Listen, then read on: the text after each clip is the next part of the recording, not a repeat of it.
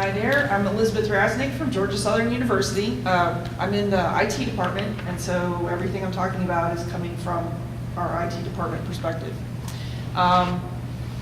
We started putting together this women's weekly get-together. There's the her on the end there, yeah. Really because it's sort of like who just talked to you. Out of 5 speakers, there's 1 female, 20%. That's kind of on the high end, right? So that's what we're looking at. The big problem is really retention of our female students. In a lot of my programming classes, in a class of 25, 28 students, I'm lucky to have 3 females. So we're looking at really how can we retain them, and then we'll work on the recruitment as part of that too.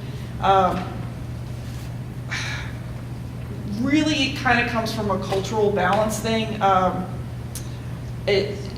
Part of it's the coursework, the majors, and what the prereqs are, and then part of it is sort of this geek culture. In general terms, it's perceived as more knowledge versus peer-based, and there's this.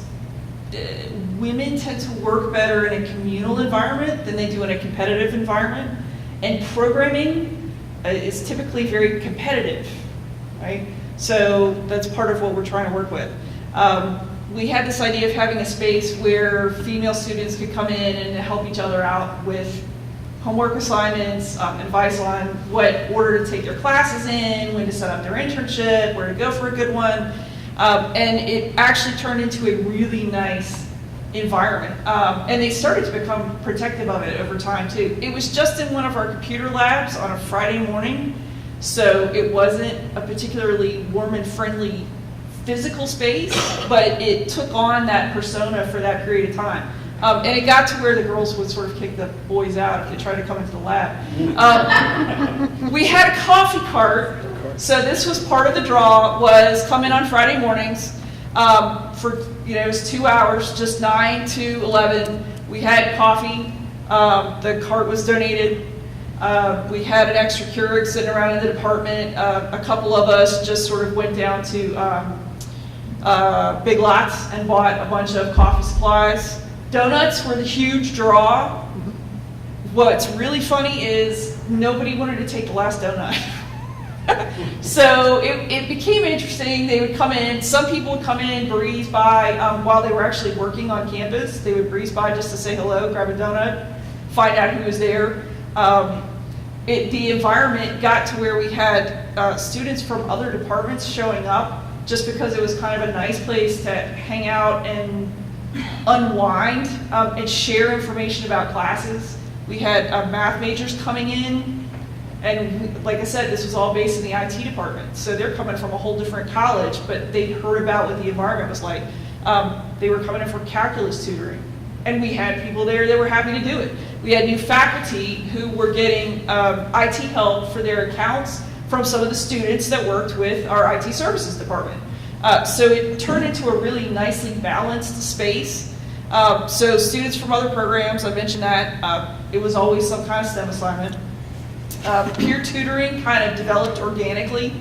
We didn't force the process, it just kind of happened on its own. And I mentioned faculty started getting help as well. So faculty would come in just to hang out and see what students were coming by, and then they would talk about a problem they were having, and students were able to lend their help with it. So it worked out nicely. It started to lead to other events that just kind of happened. Again, a lot of this developed organically. What we'd like to do is get a dedicated space, because as I said, the ladies started to become protective of that lab during those hours. So they didn't want intrusion. What we'd like to do is find a space that could be dedicated for this and just sort of have an area where they can go to get that sort of communal, team-based, community-based learning and sort of step out of that. It's very competitive and it's very edgy, and you have to know more than anybody else in the room knows, right? So this is a work in progress. If you've got questions on it, please come find me. If you have suggestions, please, we're happy to take them. So thank you. Thank you.